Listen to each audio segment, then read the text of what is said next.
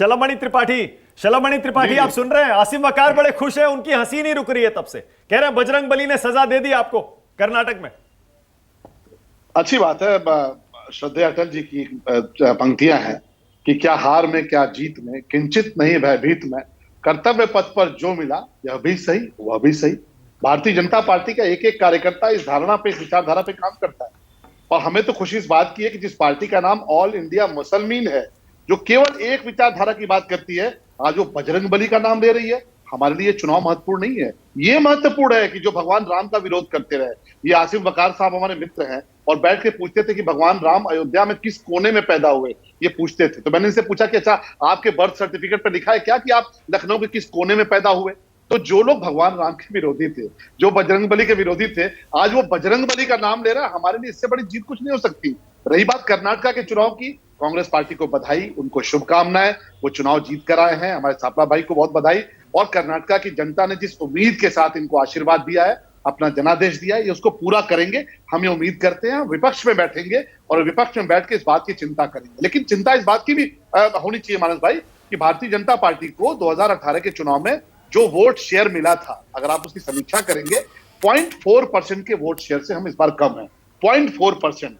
JDS को जो vote percentage मिला था उसमें वो करीब 4% कम है। और वो 4% कहां गया है, वो आपने अभी अपने अपने अपने एंकरिंग में आपने बताया कि वो किधर गया है। तो ठीक है, बजरंगबली के नाम पर कुछ लोग एक हुए। कांग्रेस पार्टी ने बजरंग दल को मुद्दा बनाया, कांग्रेस पार्टी ने बजरंगबली को मुद्दा बनाया, कांग्रेस पार्टी ने मुसलमान वोट बढ़ना चाहिए, मुसलमान आरक्षण बढ़ना चाहिए, मुसलमान आरक्षण बढ़ना चाहिए, दलित आरक्षण नहीं, एसटी आरक्षण नहीं, मुसलमान आरक्षण बढ़ना चाहिए। तो ध्रुवीकरण की जो राजनीति की, उसमें आप कामयाब हुए, आपको शुभकामनाएं। पर हमको चुनाव हारते और जीतने की आदत है। हम 2012 में समाजवादी पार्टी ने। शलभमणि त्रिपाठी के बारे में दो बातें बताता हूं आपको।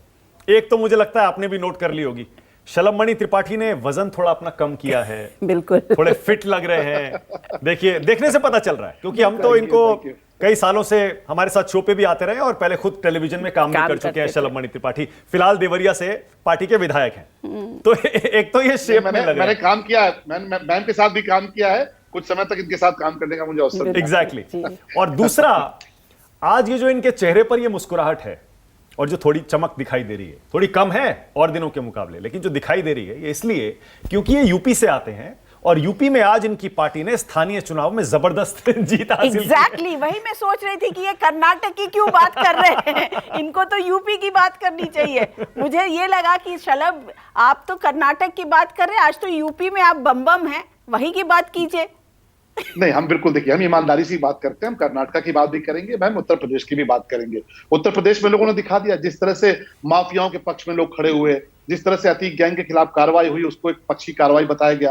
लेकिन उत्तर प्रदेश के लोगों ने देखा, और किसी हर वर्ग के लोगों ने देखा कि अभी देखिए वहां पर एनकाउंटर हुआ, एक राणा का एनकाउंटर हुआ, एक पश्चिमी उत्तर प्रदेश में एक और अपराधी का एनकाउंटर हुआ। तो हर वर्ग के लोगों ने समझा कि एक केवल पहचान है, अपराधी होना चाहिए। एक गुड गवर्नेंस था। प्रधानमंत्री जी की जो योजनाएं हैं, जो गरीबों तक पहुंची, राशन पहुंचा, मकान पहुंचा, सबकी चिंता हुई, किसान सम्मान निधि पहुंची, उसका भी फर्क पड़ा। और उत्तर प्रदेश में आप देखिए लगातार हमको जीत मिली है। लेकिन ठीक है, कर्नाटक की जीत नहीं, ये मान लीजिए फिर, तो फिर योगी जी की जीत है ना। हाँ, कि योगी जी की जीत है। हाँ, ये योगी जी की जीत हुई ना। देखिए, नहीं, मैं आपसे निवेदन करूंगा कि भारतीय जनता पार्टी के हर एक कार्यकर्ता की जीत है और भारतीय जनता पार्टी के हर एक कार्यकर्ता की जवाबदेही है। कर्नाटक में भी हम कलेक्टिव रिस्पांसिबिलिटी में यकीन करते हैं। कोई परिवार की पार्टी नहीं है।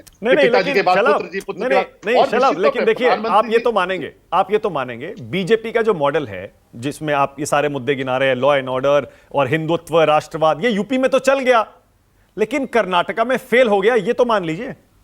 नहीं, हम इसको इसलिए नहीं मानते कि देखिए, गुजरात का अभी चुनाव हुआ, गुजरात के चुनाव में क्या हुआ, हिमाचल के चुनाव में केवल 1% के वोट शेयर से हम पीछे रह गए, तब जबकि हम 5 साल की सरकार चला के आए थे। मैं फिर कहता हूं कि कर्नाटक में हम केवल 0.4% से पीछे हैं, पिछली बार जितना वोट मिला था। निश्चित तौर पे हम इसकी समीक्षा करेंगे, लेकिन हमारे खिलाफ एक ध्रुवीकरण हुआ। इस बात को टेलीविजन पे बहुत से लोग नहीं बोल सकते, हम भी नहीं बोल सकते, आप भी नहीं बोल सकते, लेकिन एक खास तरह का वोट बैंक है जो भाजपा को हराने के लिए जीता मरता है। अभी हमारे आसिम भाई बोल रहे थे कि हम किसी के साथ चले जाएंगे, बस भाजपा को हराना है। तो वो वोट बैंक कौन सा है उसको समझते हैं। अच्छा, एक और अच्छी खबर आई है आपके लिए एक और अच्छी खबर आई है।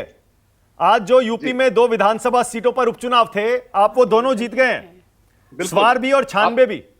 मैंने कहा ना, प्रधानमंत्री जी के नेतृत्व में माननीय मुख्यमंत्री जी का जो गुड गवर्नेंस है, लॉ एंड ऑर्डर है, एक गरीबों के कल्याण की योजनाएं चल रही हैं, उसका आप देखिए लगातार आपको 17 की 17 सीटें, मेयर की हम 17 की 17 सीटें कभी नहीं जीत पाए थे। पिछली बार हमारे पास 16 थी और ये बार बार कहा जाता था कि नहीं, नगर पालिकाओं में स्थिति खराब है तो भाजपा ऐसे जीतेगी वैसे हारेगी और इस बार आधी सीटें हो जाएंगी। आप देखिए 16 थी, 17 जीत के आए। जो नगर पंचायतें हैं वहां पर भी भाजपा एक तरफा जीत रही है।